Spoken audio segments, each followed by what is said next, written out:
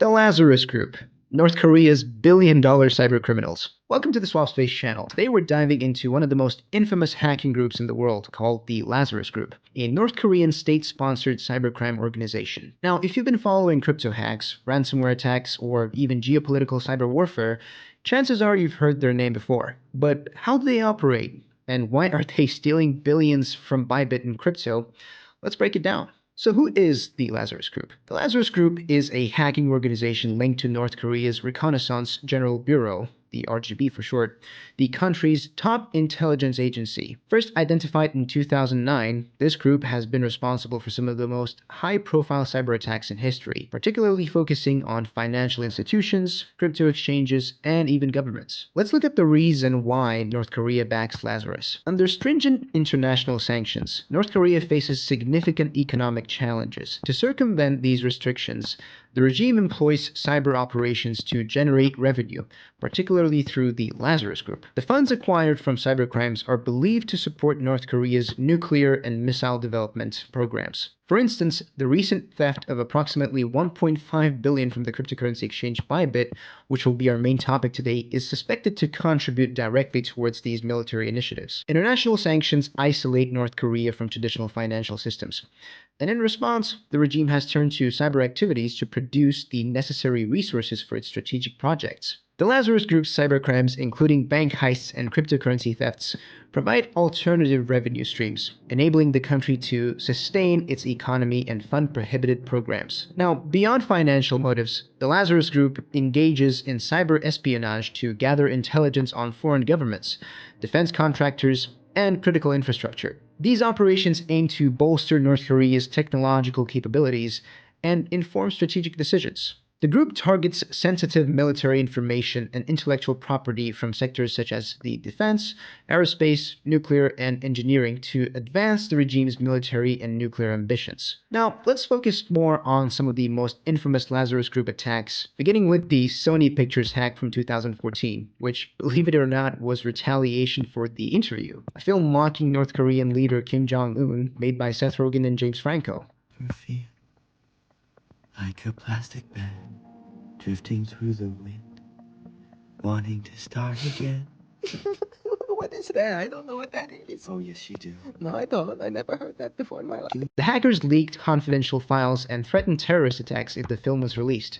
And despite all the threats, the film was still released. Next up is something more serious. The Bangladesh bank heist from 2016, where they attempted to steal 1 billion through the SWIFT banking system. They successfully managed to withdraw $81 million, and a typo in the fraudulent transfer stopped the rest. There's also the WannaCry ransomware from 2017, which was spread across 300,000 plus computers in 150 countries. They used a Windows vulnerability to encrypt files and demand Bitcoin ransoms. But before we get further, I do want to say that there is a global response and countermeasures being taken against the Lazarus Group. The US, Japan, and South Korea have imposed sanctions on the Lazarus-linked crypto wallets. Interpol and the FBI are actively tracking stolen funds, and blockchain analytic firms like Chainleases are working to trace stolen crypto. Now, here's the more interesting parts. Breathe in. The crypto heists and the DeFi attacks from 2020 to the present day. Starting with the Ronin network hack, $620 million in 2022. The biggest crypto hack by far in history up until that point, targeting Axie Infinity's blockchain bridge. Next up is Harmony Horizon Bridge, $100 million in 2022. Another major bridge exploit, and the Atomic Wallet breach, which stole $35 billion in 2023, where users' funds were drained in one of the largest non-custodial wallet hacks to that date. Last, and hopefully the least, is the recent ByBit heist, where $1.5 billion was stolen, setting the record for the largest crypto theft in history, where the Lazarus manipulated a hot-to-cold wallet transfer at ByBit, which is the point where we are today. So what exactly happened? On February 21st, 2025, Hackers infiltrated ByBit's system and stole 1.5 billion in Ethereum, which is approximately 400,000 ETH. They exploited vulnerabilities in the platform's wallet transfer mechanism, gaining control over the Ethereum address. The stolen ETH was quickly converted to Bitcoin and distributed across multiple blockchain addresses. The FBI has confirmed that the North Korea's Lazarus Group was behind that attack. Following the hack, some immediate actions were taken, like the assurance of solvency from CEO Ben Zhu, who promptly assured customers that ByBit remained solvent and that all client assets were backed one-to-one. Even in the face of a substantial loss, he stoically emphasized that the exchange could absorb the losses without affecting user funds, getting massive amounts of praise from the community for remaining calm in such a dire situation. And despite the breach, ByBit continued to process withdrawal requests. Over the weekend following the hack, customers withdrew more than $5 billion, bringing a total outflow to over $6.5 billion. The exchange managed these withdrawals without triggering a liquidity crisis. There are, of course, collaborative efforts for asset recovery, which involve engaging blockchain analytic firms. ByBit collaborated with companies such as Chainleases to trace these stolen assets and monitor their movement across various blockchains. The most interesting part? The bounty program issued by the exchange offers up to 10%, which is almost 150 million of the recovered amount, to individuals or entities that assist in retrieving the stolen cryptocurrency. As of February 27, 2025, approximately $4.2 million has been awarded to participants in this program. And you were only going to pay me 30? You're getting 30 grand? I'm getting 1,000!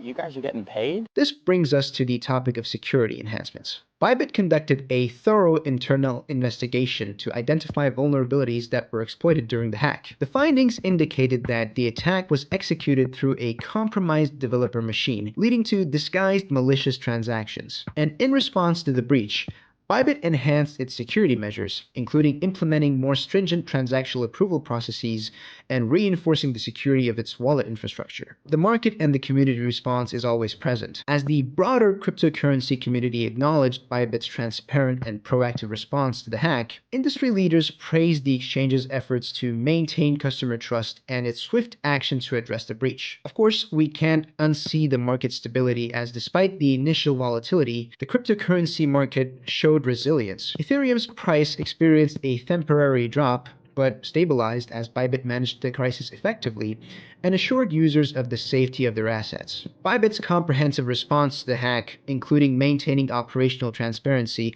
collaborating with industry experts, and enhancing security protocols, played a crucial role in mitigating the impact of the breach and restoring confidence among its users. Now, how do you protect yourself from Lazarus and other hackers? Cyber threats, particularly from the state-sponsored groups like Lazarus, continue to evolve, making it crucial for both crypto investors and everyday users to stay vigilant. The ByBit hack is a prime example.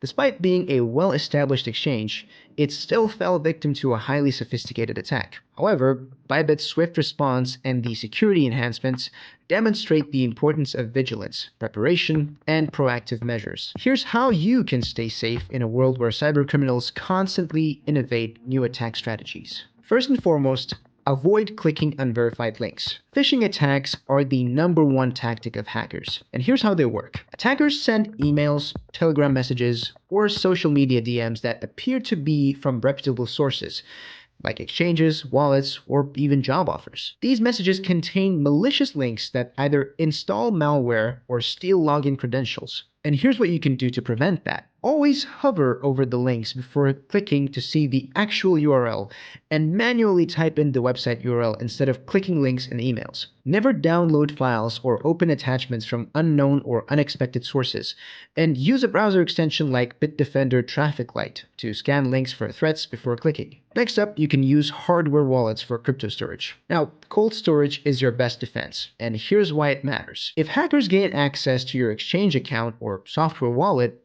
they can drain your funds instantly. However, cold wallets store private keys offline, making them immune to online attacks. Best practices include using a hardware wallet like Ledger, Trezor, Keystone, or SafePal for long-term holdings, never storing large amounts of crypto in a hot wallet connected to the internet, and writing down your seed phrase on paper and storing it securely. Never take a screenshot or store it online though. And of course, enabling a passphrase feature for additional security beyond the seed phrase. Also, enable two-factor authentication everywhere. It's a must-have step that blocks most attacks. Even if an attacker steals your password, they can't log in without the second factor, such as a one-time code from Google Authenticator, Authy, or YubiKey. Best practices include using an authenticator app, not SMS, for 2FA, avoiding using the same password from multiple accounts. If the hackers breach one account, they'll always try to use the same credentials elsewhere, and consider a YubiKey or other hardware-based 2FA devices for added protection. And also, don't forget to enable withdrawal whitelisting on exchanges so funds can only be sent to pre-approved addresses. And finally, stay informed. Cyber threats are always evolving. You can follow cybersecurity news and alerts from sources like The Block, CoinDesk, or Certic, and use websites like Have I Been Pwned to check if your email has been compromised in the data breaches.